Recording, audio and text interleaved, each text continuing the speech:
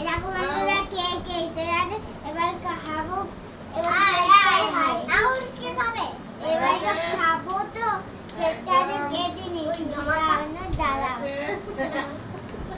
চলো দেখো কাটো টাটা নাও দেখি হ্যাপি বার্থডে